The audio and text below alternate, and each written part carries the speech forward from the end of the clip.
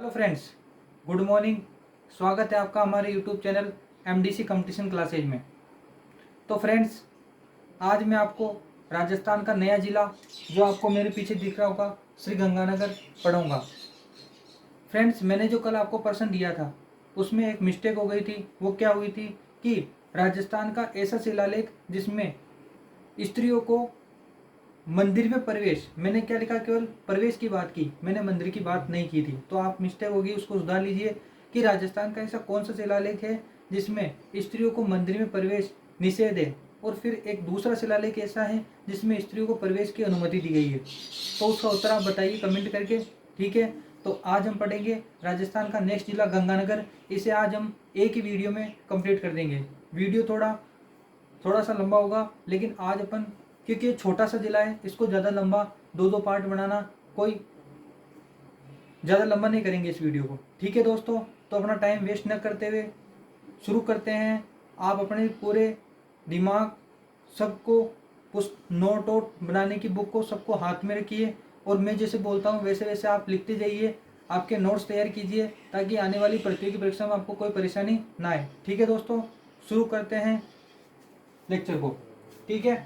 तो ये आपको जो जिला दिख रहा है, ये जिला श्री गंगानगर है। श्री गंगानगर, श्री गंगानगर के बारे में पहले मैं आपको इंट्रोडक्ट करा देता हूँ कि श्री गंगानगर क्या है, कैसे जिला बना, पहले इसका क्या नाम था, ठीक है। तो श्री गंगानगर जो है, श्री गंगानगर का प्राचीन नाम रामनगर नामक कस्बा था, ठीक है। श्री गंगानगर जिले का जो प्राचीन नाम था वह था रामनगर कस्बा। यह बीकानेर रियासत का एक भाग था। बीकानेर के जो महाराजा गंगा सिंह थे, बीकानेर के जो महाराजा गंगा सिंह थे, उन्होंने क्या किया, जब गंग नहर परियोजना का बनाने का निर्णय लिया, तो इस रामनगर कस्बे का नाम बदलकर क्या रख दिया, गंगानगर रख दिया। गंगानगर को राजस्थान का अन्नागार क्या कहा जाता है, यहाँ पे लिख देता हूँ मैं। गंगानगर को क्या क्या कहा जाता है, गंगानगर को जो उपमा दी जाती है वो दी जाती है, थोड़ा बड़ा लिख देता हूँ मैं, राजस्थान का अन्नागार। राजस्थान का अन्नागार, क्योंकि राजस्थान का अन्नागार इसलिए कहा जाता है क्योंकि राजस्थान में सर्वाधिक गेहूं का उत्पादन होता है वह गंगानगर जिले में होता है, ठीक है। दूसरा जो नाम दिया जाता है गंगानगर को, राजस्थान में जो सर्वाधिक आंधियां चलती है, सर्वाधिक आंधियां वह किस जिले में चलती है, तो वह गंगानगर जिले में चलती है, ठीक है। फिर जो अगला पॉइंट आता है कि राजस्थान में जो सर्वाधिक गांव हैं वो किस जिले में है, गंगानगर में है, और न्यूनतम गांव कहाँ पे है, तो सिरोही जिले में है, ठीक है। राजस्थान में जो सर्वाधिक गांव हैं वह कहाँ पाए जाते हैं, गंगानगर पाए जाते हैं। सर्वाधिक गांव कहाँ पाए जाते हैं, गंगानगर जिले में पाए जाते हैं, ठीक है। राजस्थान में जो सूर्य का तिरछापन है वह कहाँ पे है, गंगानगर जिले में। तो सूर्य का तिरछापन,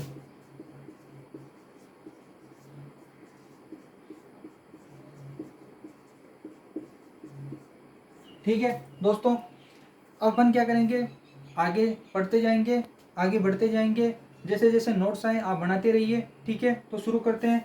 गंगानगर जिले में जो मैप आपको दिख रहा है इसमें कौन कौन से क्षेत्र महत्वपूर्ण है, मैंने आपको पहले बता दिया था कि जब मैं कोई भी जिला स्टार्ट कराऊंगा तो उसमें सबसे पहले एक नक्शा बनाऊंगा उस जिले का, उस जिले के नक्शे में उन क्षेत्रों की बात करेंगे, फिर अपन उनके उनके जो जिले की नदियां हैं, ठीक है, नहरें हैं, ठीक है, कोई झीलें हैं, वन्य जीव अभ्यारण्य हैं, प्रमुख व्यक्ति हैं, महत्वपूर्ण तथ्य हैं, इनकी बात अपन करेंगे, ठीक है। तो गंगानगर जिले में जो सबसे पहला जो पॉइंट आता है वो क्या आता है, हिंदुमल कोट। हिंदुमल कोट, हिंदुमल कोट। अब जो हिंदुमल कोट है इसके बारे में क्या पॉइंट बनता है वो अपन देख लेते हैं। इसको यहाँ पे ना लिख के अपन इसका जो पॉइंट है वो थोड़ा सही बनाते हैं, ताकि आपको अच्छा, जो हम नोट्स बनाओगे तो अच्छा लिखने में आएगा, ठीक है। तो अपन क्या करते हैं, सबसे पहले पढ़ेंगे हिंदुमल कोट। यहाँ पे कर देता हूँ इसका पॉइंट, ठीक है। हिंदुमल कोट, हिंदुमल कोट यहाँ पर क्या है, अंतर्राष्ट्रीय सीमा का प्रारंभ, अंतर्राष्ट्रीय सीमा प्रारंभ।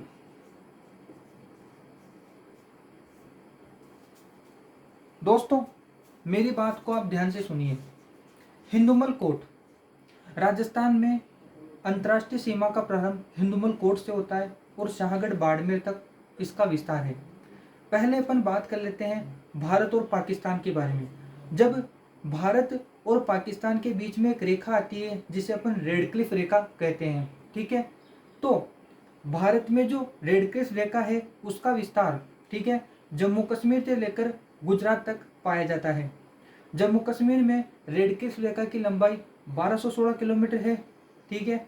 फिर इसके बाद दूसरा जो राज्य आता है वो पंजाब आता है। 4 राज्यों में विस्तृत है ये, जम्मू कश्मीर, पंजाब, गुजरात और राजस्थान, ठीक है। तो जम्मू कश्मीर में इसकी लंबाई कितनी है तो 1216 किलोमीटर है। फिर बात करते हैं अपन राजस्थान में इसकी लंबाई कितनी है तो 1030 किलोमीटर है। फिर बात करते हैं अपन पंजाब में इसकी लंबाई कितनी है तो 514 है। और उसके बाद आता है गुजरात जिसमें इसकी लंबाई 510 किलोमीटर आती है। अच्छा, सर्वाधिक लंबाई किस राज्य में है तो जम्मू कश्मीर में है। सबसे कम लंबाई किस राज्य में है तो सबसे कम लंबाई गुजरात में है, ठीक है। ये तो हुई भारत की बात। अब अपन करते हैं राजस्थान की बात। राजस्थान में जो रेड क्लिफ रेखा है उसकी शुरुआत कहाँ से होती है, हिंदुमल कोट श्री गंगानगर से। कहाँ तक है, शाहगढ़ बाड़मेर तक। राजस्थान के भी 4 जिलों में फैली हुई है। कौन कौन से, श्री गंगानगर, बाड़मेर, बीकानेर और जैसलमेर।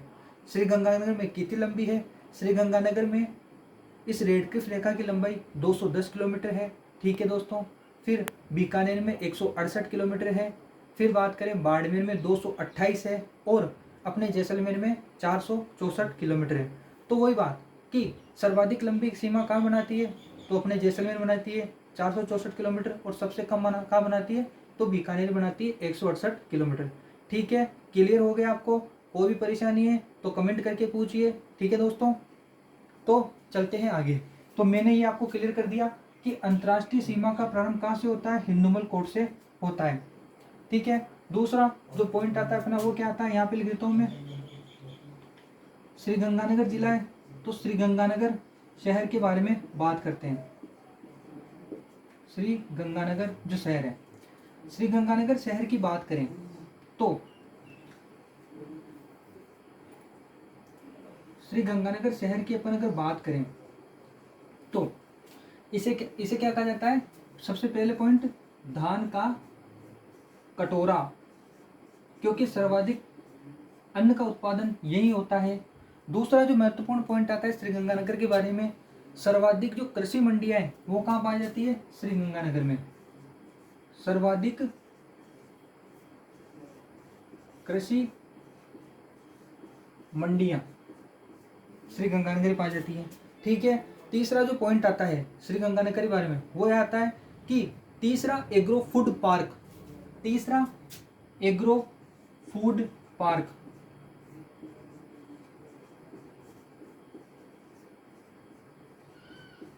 वो क्या है, कहाँ पे, गंगानगर में, ठीक है। सर्वाधिक कृषि मंडियां, धान का कटोरा और तीसरा एग्रो फूड पार्क जो कहाँ पे, गंगानगर में, ठीक है। अगले जो पॉइंट की बात करते हैं वो अपन ये लिखते हैं। जो अगला पॉइंट क्या आता है अपने पास, अगला पॉइंट आता है अपने पास दोस्तों पदमपुर। पदमपुर गंगानगर जिले का एक ऐसा शहर जहां पर राजस्थान के प्रथम बायोमास संयंत्र की स्थापना की गई। बायोमास संयंत्र, बायोमास संयंत्र की बात करें तो राजस्थान में बिजली उत्पादन करने के लिए यह एक विधि होती है जिसमें सरसों के खड़, कपास के डंठल, सरसों की भूसी, ठीक है, आदि चीज़ों का प्रयोग करके बिजली का उत्पादन किया जाता है, ठीक है, बिजली का उत्पादन किया जाता है। तो पदमपुर श्री गंगानगर में क्या है, प्रथम बायोमास संयंत्र। इसको थोड़ा इरेज कर देता हूं मैं।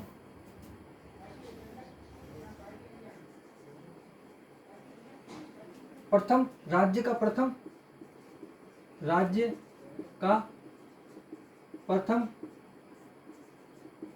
बायोमास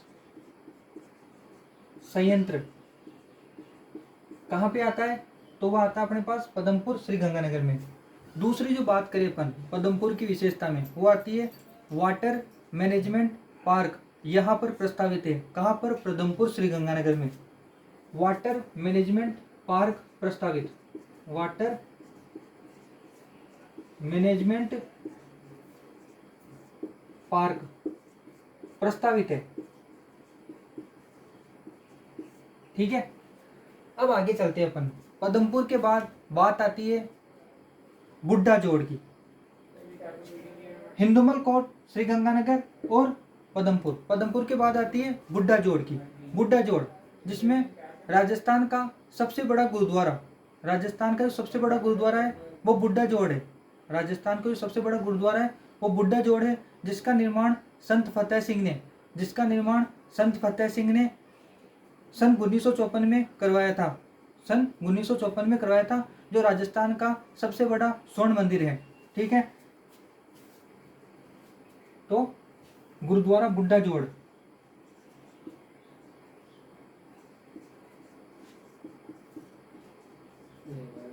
ठीक है, बुड्ढा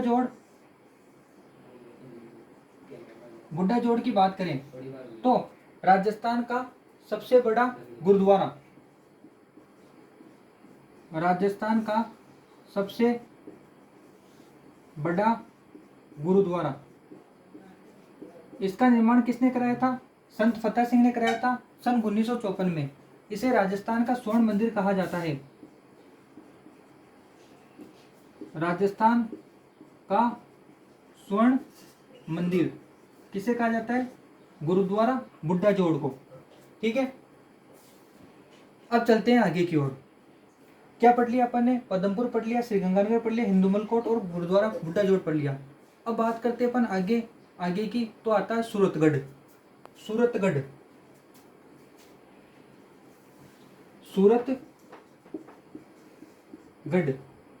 ठीक है, सूरतगढ़ के बारे में कौन कौन सी चीजें आती है उसका अपन अध्ययन करते हैं।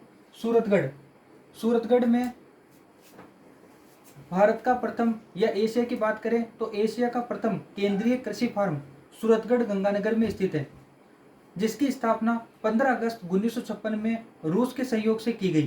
ठीक है, तो केंद्रीय कृषि फार्म कहाँ पे स्थित है? सूरतगढ़ में, जिसकी स्थापना रूस के सहयोग से की गई। तो एशिया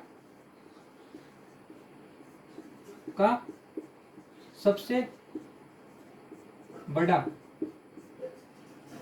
केंद्रीय कृषि फार्म। ठीक है, इसकी स्थापना कब की गई? 15 अगस्त 1956। किस देश के सहयोग से की गई?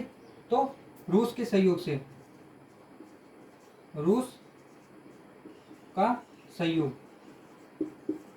ठीक है, सूरतगढ़ के बाद बात आती है जेतसर की। जेतसर, जिस प्रकार सूरतगढ़ में केंद्रीय कृषि फार्म है, उसी प्रकार राजस्थान का एशिया का दूसरा कृषि फार्म आता है जेतसर में, जिसकी स्थापना कनाडा के सहयोग से की गई। ठीक है, तो जेतसर।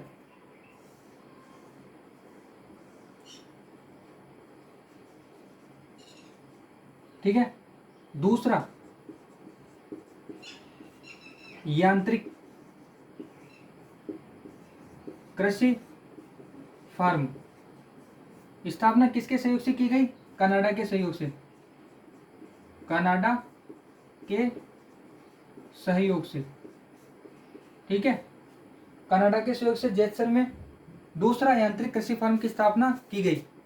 ठीक है दोस्तों, हिंदुमल कोट, श्रीगंगानगर, पदमपुर, बुड्ढा जोहड़, सूरतगढ़, जेतसर की बात हो गई। अब अगला टॉपिक आता है अपना अनूपगढ़। अनूपगढ़ में क्या विशेषता है? राजस्थान के जो श्रीगंगानगर जिला है, जिसका क्षेत्र आता है अनूपगढ़, उसमें जो पहला पॉइंट आता है वो आता है लैला मजनू की मजार। आपसे पूछा जा सकता है प्रतियोगी परीक्षाओं में कि लैला मजनू की मजार कहाँ स्थित है, तो वह कहाँ स्थित है? अनूपगढ़ में। दूसरा जो पॉइंट आता है अनूपगढ़ के बारे में, वो आता है राठी। जो गाय है, गाय की एक नस्ल आती है राठी गाय, जिसे राजस्थान की कामधेनु कहा जाता है, जिसका अनुसंधान व प्रजनन केंद्र नोहर हनुमानगढ़ में स्थित है। लेकिन राठी गाय शोध केंद्र की बात करें तो वह अनूपगढ़ में स्थित है। ठीक है, तो अनूपगढ़, यहां लिख देता हूं अनूपगढ़, अनूपगढ़। इसके बारे में दो महत्वपूर्ण पॉइंट आते हैं। पहला पॉइंट तो ये आता है, पहला पॉइंट तो अनूपगढ़ के बारे में ये आता है कि लैला मजनू की मजार, किसकी मजार? लैला मजनू, लैला मजनू,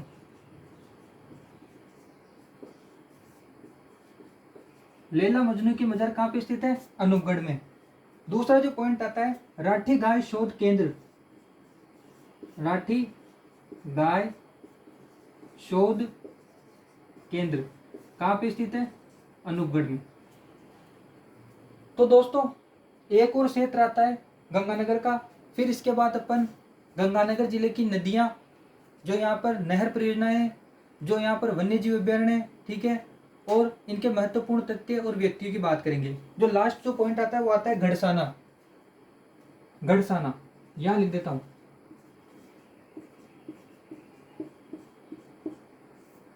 अब गंगानगर जिले के गड़साना की क्या विशेषता है?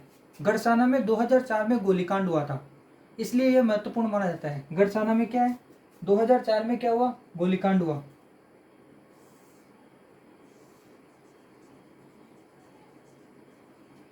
दो हजार चार में क्या हुआ? गोलीकांड।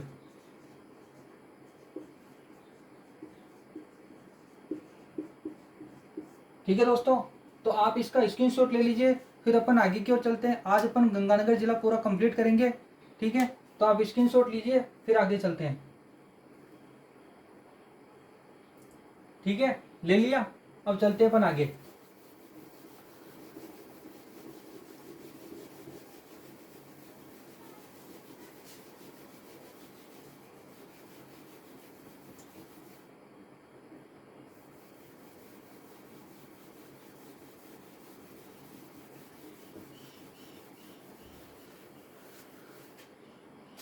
अब गंगानगर जिले में बात करते हैं अपन नदियों की। पहले अपन ये बात कर लेते हैं कि गंगानगर जिले में राजस्थान का सबसे उत्तरी बिंदु कोणा गांव, राजस्थान का जो सबसे उत्तरी बिंदु है वह कोणा गांव गंगानगर तहसील के गंगानगर जिले में स्थित है। दूसरा जो पॉइंट आता है, पाकिस्तान के जो सर्वाधिक नजदीक राजस्थान का जिला है वह कौन सा जिला आता है? गंगानगर। और अगर सबसे दूर जिले की बात करें तो वह आता है बीकानेर जिला। ठीक है, फिर राजस्थान के दो ऐसे जिले हैं जिनकी अंतर्राष्ट्रीय और अंतर्राज्यीय सीमा लगती है। अंतर्राष्ट्रीय यानी किसी देश के साथ, और अंतर्राज्यीय यानी किसी राज्य के साथ। वह कौन कौन से हैं? गंगानगर और जैसलमेर। ठीक है, बात करते हैं अपन आगे की, तो नदियां की बात करते हैं। नदियां, गंगानगर जिले में कौन सी नदी बहती है? तो गंगानगर जिले में एकमात्र नदी बहती है, वो घग्गर नदी है। वो क्या कारण है घग्गर नदी का, ये बताता हूं मैं आपको। घग्गर नदी, आपने सुना होगा आंतरिक प्रवाह की सबसे लंबी नदी घग्गर नदी है। घग्गर नदी का उद्गम हिमाचल प्रदेश के शिवालिक की पहाड़ियों में कालका माता के मंदिर के पास से होता है। राजस्थान में यह टिब्बी हनुमानगढ़ में प्रवेश करती है।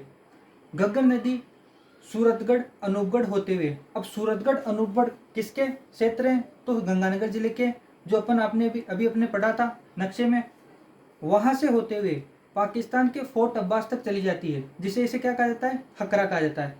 इसे मृत नदी, सोतर नदी, नट नदी आदि नामों से जाना जाता है। इसे राजस्थान का शोक कहा जाता है, क्योंकि घग्गर नदी से राजस्थान में हनुमानगढ़ जिला पेटा नीचे स्थित है, इसलिए यहाँ बाढ़ आती है। ठीक है, तो घग्गर नदी गंगानगर जिले की एकमात्र नदी है, नहीं तो इसमें कोई नदी नहीं बहती है। तो घग्गर नदी, घग्गर नदी,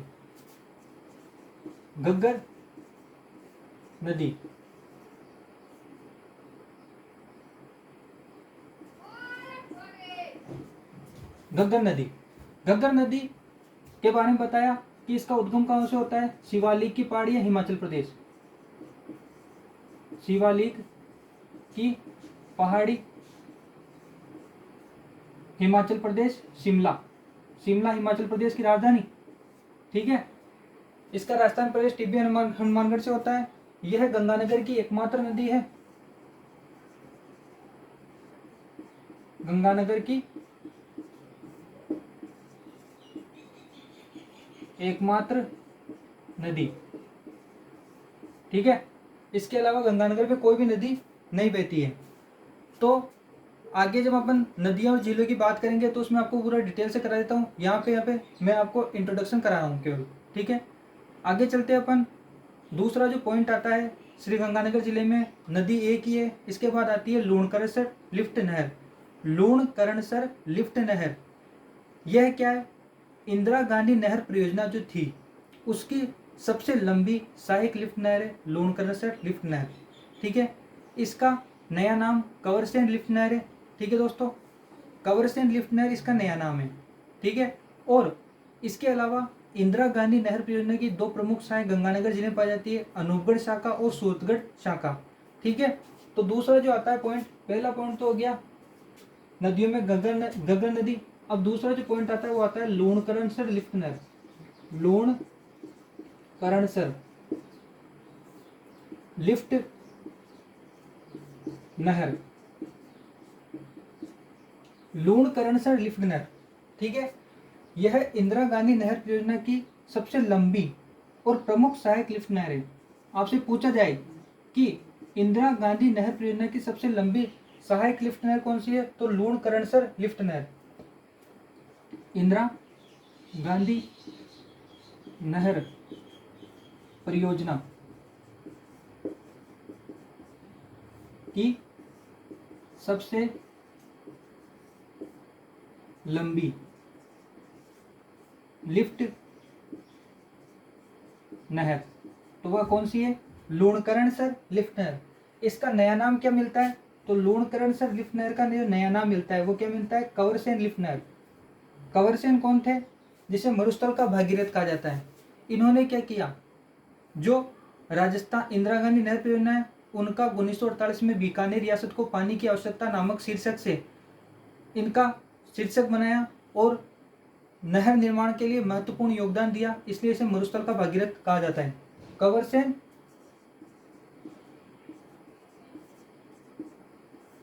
लिफ्ट नहर परियोजना, यह क्या है? इसका नया नाम, नया नाम लिख देता हूं यहाँ पे, नया नाम किसका? लूणकरणसर लिफ्ट नहर का। अब इंदिरा गांधी नहर परियोजना की दो प्रमुख शाखाएं गंगानगर जिले में पाई जाती है। कौन कौन सी है वह शाखाएं? एक तो सूरतगढ़ शाखा, एक अनूपगढ़ शाखा। तीसरा जो पॉइंट आता है, इंदिरा गांधी नहर परियोजना की दो प्रमुख शाखाएं कौन कौन सी? सूरतगढ़ शाखा और दूसरा जो आता है वो आता है अनूपगढ़ शाखा। इंदिरा गांधी नहर परियोजना की दो प्रमुख शाखाएं कौन कौन सी है? सूरतगढ़ शाखा और अनूपगढ़ शाखा, जो गंगानगर जिले में पाई जाती हैं। आगे आगे चलते हैं तो जो अगला पॉइंट आता है वो आता है गंगानगर जिले में गंग नहर परियोजना। गंग नहर परियोजना, गंग नहर परियोजना की शुरुआत महाराजा गंगा सिंह ने फिरोजपुर पंजाब के हुसैनीवाला नामक स्थान से सतलज नदी से इसका उद्गम किया। कब किया? तो 21 फरवरी 1921 को, नहीं 5 फरवरी 1921 को किया। 5 फरवरी 1921 को फिरोजपुर पंजाब से इसका उद्घाटन किया या उद्गम हुआ। ठीक है, तो आप लिख लीजिए गंग नहर परियोजना।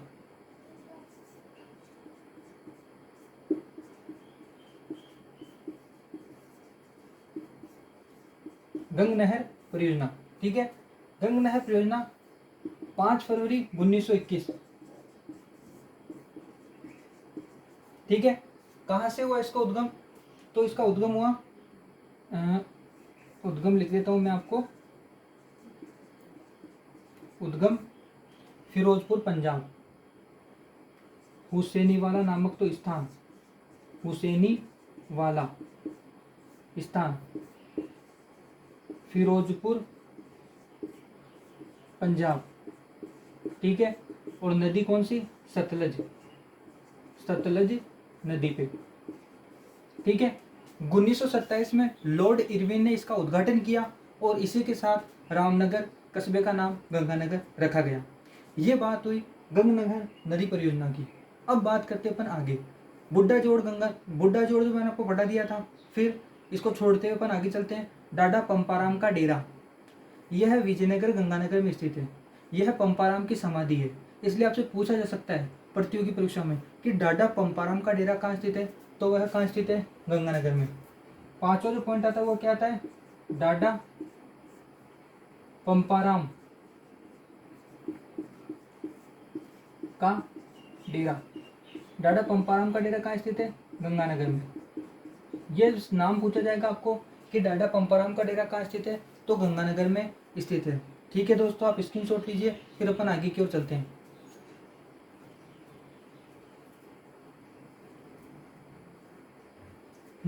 ले लिया, आगे चलते हैं। अपन बात करते हैं गंगानगर जिले के महत्वपूर्ण तथ्य, उसी में अपन बात करेंगे प्रमुख व्यक्तियों की, उसमें क्या क्या चीजें हैं, व्यक्ति कौन कौन से प्रमुख है गंगानगर जिले के, उसी में बात कर लेंगे अपन। जो द मेवाड़ शुगर मिल्स, ये गंगानगर शुगर मिल्स लिमिटेड है। ठीक है, तो आप लिखिए महत्वपूर्ण तथ्य, महत्वपूर्ण तथ्य, महत्वपूर्ण तथ्य। महत्वपूर्ण तथ्य में पहला पॉइंट आता है गंगानगर जिले के बारे में, वो यह आता है कि सर्वाधिक फलों का उत्पादन। दोस्तों ध्यान से सुनिए, सर्वाधिक फलों का उत्पादन गंगानगर जिले में होता है। सर्वाधिक फलों का उत्पादन गंगानगर जिले में होता है, लेकिन फलों की टोकरी हनुमानगढ़ को कहा जाता है। ठीक है, ध्यान रखिएगा, अगर आपसे प्रश्न पूछे कि फलों की टोकरी किसे कहा जाता है, तो हनुमानगढ़ को कहा जाता है। और अगर ये प्रश्न पूछे कि सर्वाधिक फलों का उत्पादन राजस्थान के किस जिले में होता है, तो गंगानगर में होता है। जो पहला जो पॉइंट आता है वो आता है सर्वाधिक फलों का उत्पादन। सर्वाधिक फलों का उत्पादन कहाँ होता है, श्री गंगानगर में। और यही अगर आपसे पूछा जाए कि फलों की टोकरी, नोट लगा के लिख देता हूं मैं आपको यहाँ पे, फलों की टोकरी, फलों की टोकरी किसे कहा जाता है, तो फलों की टोकरी कहा जाता है हनुमानगढ़। ध्यान रखना दोस्तों, अगर आपसे पूछे सर्वाधिक फलों का उत्पादन कहाँ होता है, तो श्री गंगानगर में होता है। फलों की टोकरी किसे कहा जाता है, तो हनुमानगढ़ को कहा जाता है।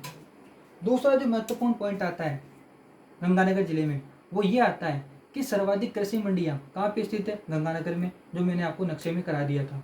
तीसरा जो पॉइंट आता है वो ये आता है कि किन्नू की मंडी, किन्नू की मंडी कहाँ पे लगती है, गंगानगर में लगती है। ठीक है, तो किन्नू की मंडी,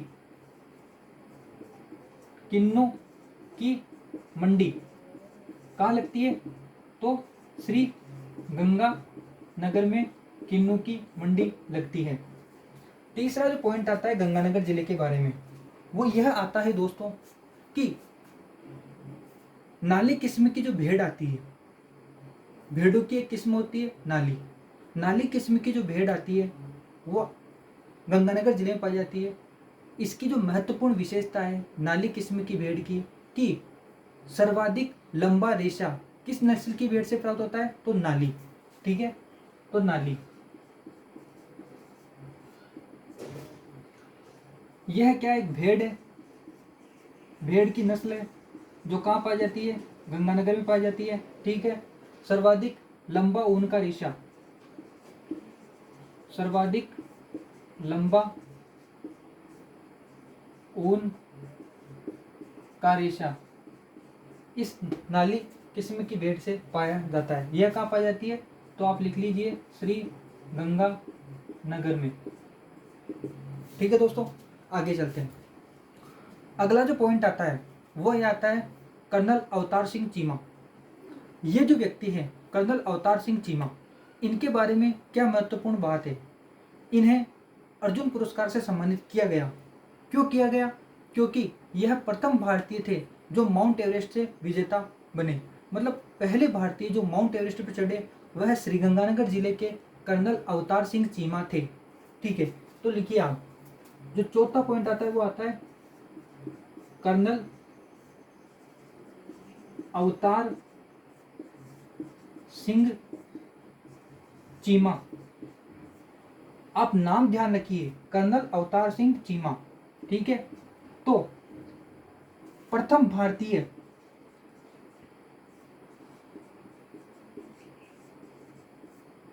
माउंट एवरेस्ट विजेता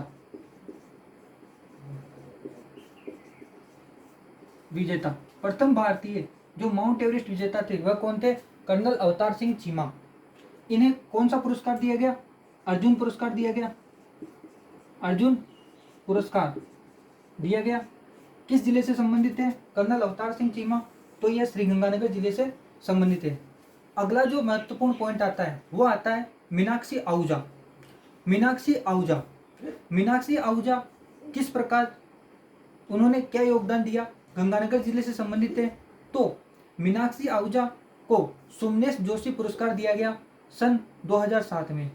सुमनेश जोशी के बारे में मैंने आपको कल जोधपुर जिले में पढ़ाया था कि सुमनेश जोशी कौन थे, उन्होंने कौन सी पत्रिका का संपादन किया, जिसमें क्या वर्णन मिलता है। सुमनेश जोशी ने रिया स्थिति नामक पत्रिका का संपादन किया, जिसमें हनुमंत सिंह के जोधपुर जिले से पाकिस्तान में मिलने का भंडाफोड़ किया। ठीक है, तो सुमनेश जोशी पुरस्कार प्राप्त करने वाली कौन थी? मीनाक्षी आहूजा।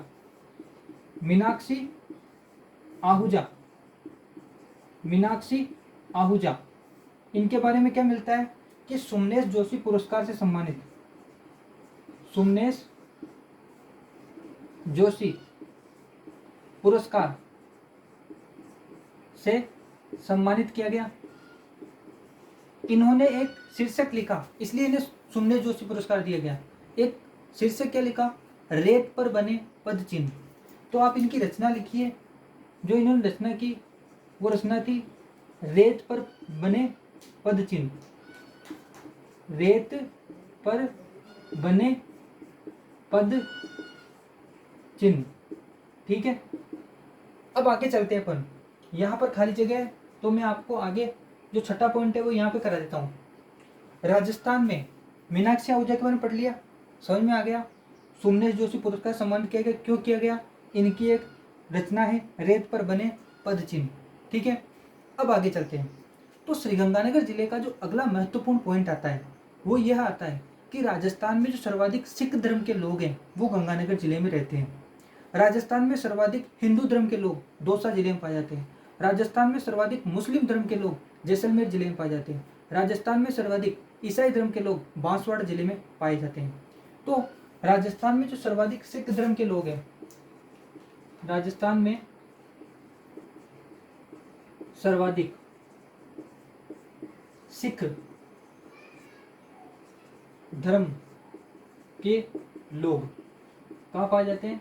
तो श्री गंगानगर। क्यों पाए जाते हैं? क्योंकि बूढ़ा जोड़ गुरुद्वारा है जिसे राजस्थान का स्वर्ण मंदिर कहा जाता है। आपको पता ही है कि गुरुद्वारे में कौन रहते हैं? सिख रहते हैं। सिख तो सर्वाधिक श्री गंगानगर। ठीक है, अब आगे चलते हैं अपन। आगे की बात करें तो राजस्थान में जो प्रथम निजी आयुर्वेद विश्वविद्यालय स्थापित किया गया वो गंगानगर जिले में स्थापित किया गया। लिखिए, सातवां जो पॉइंट आता है, राजस्थान का प्रथम निजी आयुर्वेद विश्वविद्यालय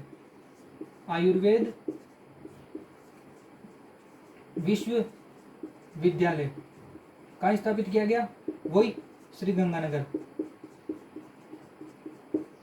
ठीक है, आगे चलें। आगे की ओर अपन चलते रहेंगे। थोड़ा सा और है दोस्तों, हिम्मत रखिए क्योंकि आज अपन गंगानगर जिला पूरा कर लेंगे। पार्ट 1 और पार्ट 2 उन्हीं का बनाए जाते हैं जो थोड़ा लंबा होता है टॉपिक। ये छोटा सा जिला है, इसके बारे में 2 पार्ट बनाना अपनी मूर्खता है। हमारी मूर्खता होगी, हमारा वो होगा कि हमारा तिरस्कार होगा कि सर ने 2 वीडियो बना दिए छोटे से जिले के। ठीक है, आगे चलते हैं। तो आगे जो पॉइंट आता है गंगानगर जिले का वह आता है Ganganagar sugar mills limited. Ganganagar sugar mills limited, ठीक है, यह राजस्थान की दूसरी और प्रथम सार्वजनिक मिल है।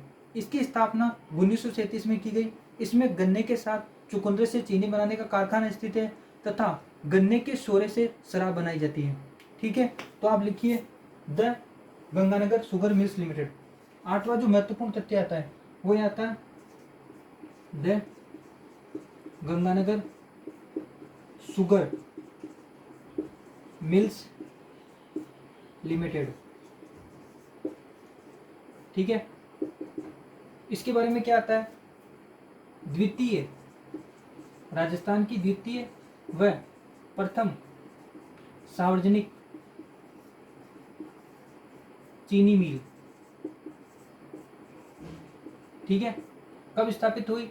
तो इसकी स्थापना हुई 1937 में, 1937 में स्थापित, ठीक है। और एक लास्ट पॉइंट गंगानगर जिले का, इसके बाद गंगानगर जिला खत्म हो जाएगा। लास्ट जो पॉइंट आता है गंगानगर जिले का वो ये आता है कि राजस्थान में, देखो ध्यान से सुनो, बहुत महत्वपूर्ण पॉइंट है। राजस्थान में सर्वाधिक कृषिगत औजार बनाना, राजस्थान में सर्वाधिक कृषिगत औजार बनाने का जो कारखाना है वो गंगानगर में। दूसरा पॉइंट ये आता है कि राजस्थान में सर्वाधिक औजारों का जो कारखाना है, औजारों का जो कारखाना है वह नागौर में, ठीक है। कृषिगत औजार पूछे तो गंगानगर, औजारों का कारखाना पूछे तो नागौर। अगर आपसे तीसरा पॉइंट ये है कि राजस्थान का ऐसा कौन सा मेला है जिसमें सर्वाधिक औजारों का क्रय विक्रय होता है, तो वह तेजाजी पशु मेला है, ठीक है। तो आप लिख लीजिए, यहाँ पर जगह है, यहाँ लिखा देता हूं मैं, सर्वाधिक कृषिगत, कौन से कृषिगत औजारों का कारखाना कहाँ पे स्थित है दोस्तों? तो श्री गंगानगर में स्थित है, ठीक है। अगर बात करें औजारों का कारखाना, अगर आपसे पूछे कि औजारों का कारखाना कहाँ स्थित है, औजारों का कारखाना तो वह है नागौर में, ठीक है। औजार का कारखाना कहाँ है? नागौर में, औजारों का कारखाना नागौर में। और जो सर्वाधिक औजारों का क्रय विक्रय, मतलब ऐसा पशु मेला जिसमें सर्वाधिक औजारों का क्रय विक्रय होता है, तो वह तेजाजी पशु मेला है। पशु मेला जिसमें औजारों का क्रय विक्रय होता है, औजारों का क्रय विक्रय, तो वो आता है दोस्तों तेजाजी पशु मेला, तेजाजी पशु मेला, ठीक है दोस्तों। Goodbye. ये था अपना गंगानगर जिला। वीडियो अच्छा लगे तो लाइक कीजिए, शेयर कीजिए अपने दोस्तों को, सब्सक्राइब करना ना भूले, ठीक है दोस्तों। जय हिंद, जय भारत।